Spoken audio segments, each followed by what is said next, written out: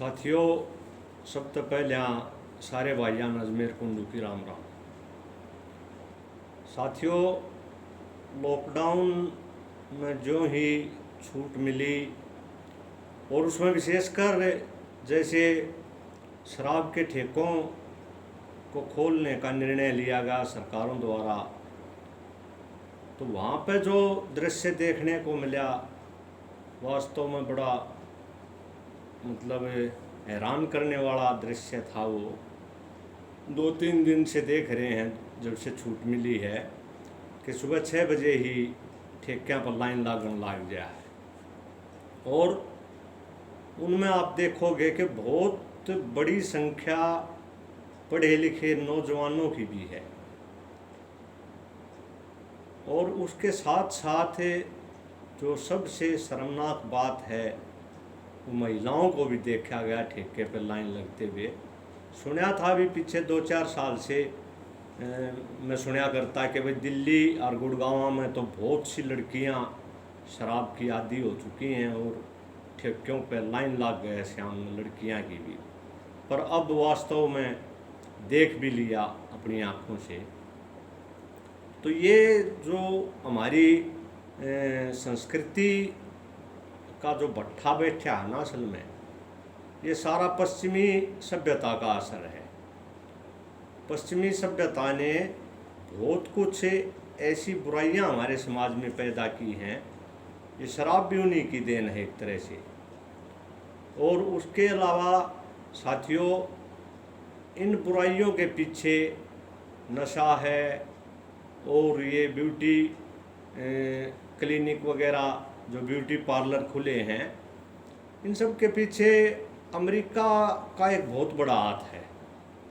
क्योंकि आप देखोगे हमारी मार के टाइम पे भी, ज़्यादा लंबे समय की बात नहीं कर रहा, उस टाइम पे कोई ब्यूटी पार्लर शहर गांव में के शहर में भी मेरा ख्याल नहीं होया करते ये। परंतु अमेरिका बहुत ज़्यादा प्रोडक्शन करता है इस तरह के आइटम की। उसको अपने प्रोडक्ट बेचने के लिए मंडी की ज़रूरत थी और उसने अपनी मंडी तलाशनी शुरू की। और मंडी तलाशने के लिए पहले उसने एक तरीका अपनाया। पहले मिस वर्ल्ड प्रतियोगिता शुरू की गई। मिस वर्ल्ड प्रतियोगिता से शुरुआत होकर के फिर वो धीरे धीरे मिस वर्ल्ड से मिस इंडिया, मिस अमेरिका और फिर धीरे धीरे मिस इंडिया में भी मिस हरियाणा, मिस हरियाणा के बाद मिस रोहतक के बाद यूनिवर्सिटियों में आ पहुँची ये प्रतियोगिता यूनिवर्सिटी की क्लासेज में। और मिस के साथ साथ मतलब मिस्टर भी चुने जाने लग गए। तो जब से ये प्रतियोगिताएं शुरू की उसके बाद से ये ब्यूटी पार्लर और ये इनको बहुत ज़्यादा बढ़ावा मिलने लगा हमारे देश में भी। क्योंकि मीडिया का बहुत बड़ा रोल रहा, प्रचार और प्रसार जो किया गया ना पश्चिमी देशों के द्वारा इन चीज़ों का, उसका असर पड़ा फिर हमारे देश पे भी, हमारी संस्कृति पे भी, हमारे युवाओं पे भी, जिसका दुष्परिणाम है जो आज एक तो बेरोजगारी और बेरोजगारी से ऊपर फिर ये लत, नशे की जो लत हमारे नौजवानों में है, बहुत ही गंभीर एक चिंता का विषय है। और हमारी संस्कृति के बारे में मैंने सहदेव सिंह बेधड़क हैं, एक प्रसिद्ध आर्य समाज के भजनोपदेशक हैं, उनके बहुत प्रचार सुने। तो एक प्रचार की एक बात याद है मेरी उनको। कई साल पहले मैंने प्रचार सुना कि भाई उनकी भाषा में बताऊंगा। बोले भाई सभ्यता का तो बिल्कुल नाश ही हो लिया हमारा। मैं एक शादी में जा रहा तो वहाँ पे गाना चलने लग रहा, बैंड बज रहा, दूल्हा बैठा घोड़ी पे और बैंड बजने लग रहा, साथ में गाना बज रहा। आज मेरे यार की शादी है, तो बोला भाई उसके यार दोस्त लग रहे नचने और खूब गाना चल रहा, आज मेरे यार की शादी है, और डांस करने लग रहे यार दोस्त। चलो भाई दोस्त की शादी है, चलो नाचेंगे वो। बच्चे। उस तो थोड़ी देर पीछे जब मैं आगे को चला तो वहाँ पे कुछ लड़कियाँ भी नाचने लग रही, जिसमें दूल्हे की बहन भी थी, और वही गाना बज रहा, साथ साथ गाँव में भी वो भी गाने लग रही सारी। आज मेरे यार की शादी है। तो मैं बोल रहा बावड़ी, तेरा तो भाई लगे, कम से कम तू तो शर्मा ले, क्या कह रही है। फिर बोला भाई पीछे न चला, कई ग्रुपों में डांस चल रहा था, वहाँ तो बोले हद ही होगी। कोई 80 साल की बुढ़िया जो दूल्हे की दादी थी वह भी लाग रही नचन, और नाचते नाचते वह भी गाना गाने लग रही, मुंह में एक जाड़ दांत नहीं रह रहा, और वह भी ये गाना गाने लग रही। आज मेरे यार की शादी है, आज मेरे यार की शादी है। तो मैं बोल रही दादी तेरी शर्म बाजगी, तेरे आन के तो रूख भी ना रहे, तेरा भी कोई यार बच रहा इस दुनिया में। तो भाई ये संस्कृति का जो भट्ठा बैठ गया ना हमारा, ये बहुत ही खतरनाक है। भगत सिंह ने जो कुर्बानी दी, भगत सिंह ने इसलिए कुर्बानी नहीं दी थी कि आज मेरे देश के ये हालात होंगे, नहीं। भगत सिंह से जब ये पूछा जज ने कि भगत सिंह तुम क्या चाहते हो, बोला जी मैं 3 डिमांड है मेरी, मेरा देश आज़ाद हो, मेरा देश खुशहाल हो, और शोषण रहित समाज की स्थापना। ये 3 चीज़ चाहता हूँ मैं, कि मेरे देश के हर नागरिक को, सबसे पहले तो देश आज़ाद हो, उसके बाद देश के हर नागरिक को, मेरा देश खुशहाल हो। खुशहाली का मतलब है हर नागरिक को शिक्षा स्वास्थ्य की सुविधाएं प्रदान की जाएं, और शोषण ना हो किसी भी आदमी का, आदमी के द्वारा शोषण ना किया जाए। इन बातों को लेकर के वो लोग फांसी पर झूले थे दोस्तों, जो सपने उन्होंने सजोए थे, परंतु आज बिल्कुल उल्टा होने लग रहा है, उसका आप देख रहे हो। तो उसी के संदर्भ में मैं और कोई ज़्यादा आज कुछ लंबी चौड़ी बात नहीं करूँगा आपके सामने। एक प्रसिद्ध समाज सेवी हैं डॉक्टर रणबीर सिंह दहिया, जो मेडिकल से सर्जरी विभाग से रिटायर्ड हैं। डॉक्टर साहब ने नौकरी भी की, और नौकरी करते करते, डॉक्टर साहब जब मेडिकल में नौकरी करते थे तो नौकरी करते करते उन्होंने कभी भी मेडिकल प्रशासन या किसी भी सरकार के दबाव में आके काम नहीं किया। वो हमेशा उनकी खामियों को उजागर करते रहते थे। सरकार की जो खामियां थी, मेडिकल प्रशासन की जो खामियां थी, वो लोगों के बीच में जाके बताते थे, सरेआम बताते थे, पब्लिक मीटिंग में बताते थे।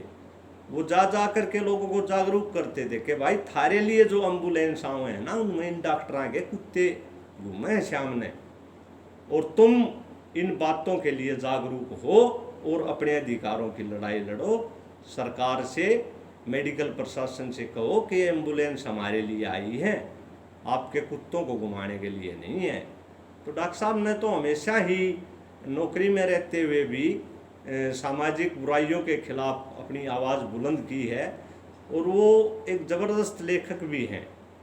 डॉक्टर साहब ने लगभग, अब रिटायर हो चुके हैं, रिटायर होने के बाद भी, और जब वो नौकरी में थे तो उनका एक इतिहास रहा है ईमानदारी का, और उनको गरीबा के डॉक्टर के नाम तक जाना जाया करता मेडिकल में। जब जाते पर्ची बनवाते लोग तो किसको दिखाना है, बोला डॉक्टर रणबीर दहिया को। बोले अच्छा, गरीबा का डॉक्टर, बोले हाँ जी। तो डॉक्टर साहब की एक ऐसी छवि रही है, और उन्होंने हजारों गीत और रागनियाँ लिखी हैं। शायद ही कोई ऐसा पहलू हो समाज का, ऐसी कोई सामाजिक बुराई शायद ही कोई बची हो जिसके ऊपर डॉक्टर साहब ने ना लिखा हो। तो उनके द्वारा लिखी हुई एक रागनी मैं आपके सामने प्रस्तुत करता हूँ, जो बेरोजगारी को नशे के साथ जोड़ करके उसमें दर्शाया गया है। ये रे बेरोजगारी ने दुनिया में लड़के लड़की सताए रे, बीस डाल के नशा में सारे सोच समझ के फसाए रे। बेरोजगारी ने दुनिया में लड़के लड़की सताए रे, बीस डाल के नशा में सारे सोच समझ के फसाए रे। बाई डाल डाल के नशे परोसे, कसूती लत लगाई से, फीम चरस हीरोइन दारू घर घर में पहुंचाई से।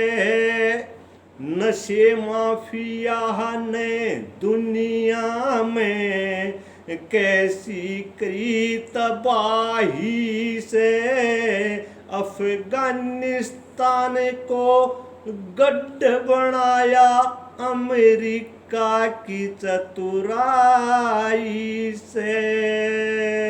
आज पंजाब के नौजवान भी, पंजाब के नौजवान भी नशे में खूब डुबाए रे, बीस डाल के नशा में सारे सोच समझ के फसाए रे।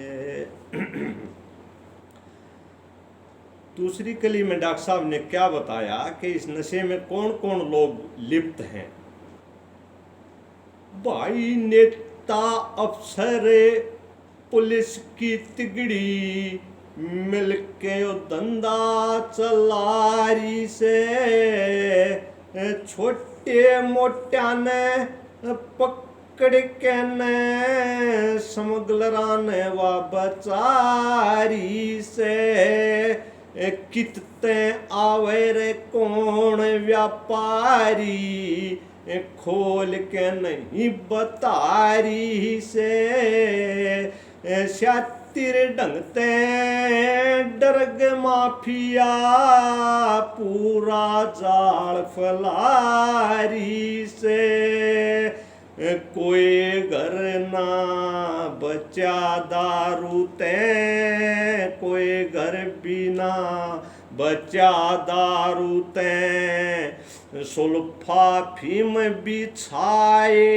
रे, बीस डाल के नशा में सारे सोच समझ के फसाए रे, बीस डाल के नशा में सारे सोच समझ के फसाए रे।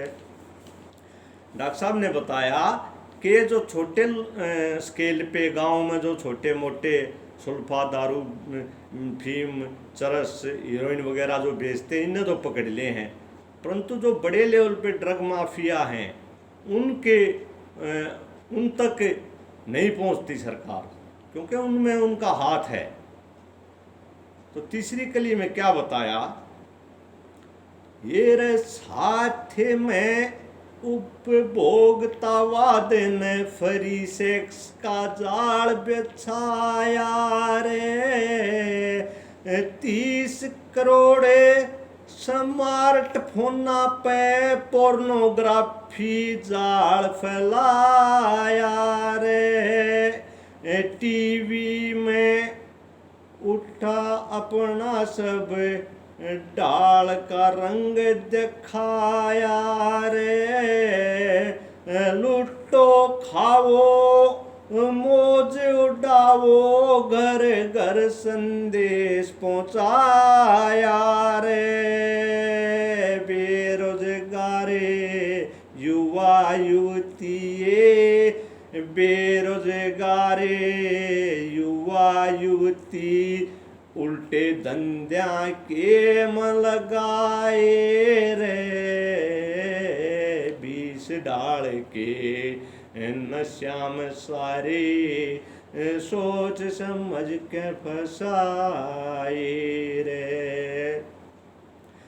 साथियों, डॉक्टर साहब ने बताया कि भाई जान पूछ करके हमारे नौजवानों को, ताकि उनका ध्यान बेरोजगारी की समस्या की तरफ ना जाए और बेरोजगारी के खिलाफ कोई बहुत बड़ा आंदोलन ना खड़ा हो जाए इस देश में, तो एक सोची समझी राजनीति के तहत हमारे युवाओं को इस जाल में फंसाया गया है। भाई नशे का व्यापार बढ़ा के बेरोजगारी ते मुंह मोड़ लिया, जात पात और धर्म पर बटेरा मानवता का छोड़ दिया, संस्कृति की देख के दुआही जी चावे उसका सिर फोड़ दिया, गौ माता का नारा इनकी गलियां ल्या के ने क्यों जोड़ दिया, के होगा हमारे भारत का इबे, के होगा हमारे भारत का रणवीर समझ ना पाए रे, बीस डाल के नशा में सारे, सोच समझ के फसाए रे। बेरोजगारी ने दुनिया में लड़के लड़की सताए रे, बीस डाल के नशा में सारे, सोच समझ के फसाए रे। धन्यवाद साथियों।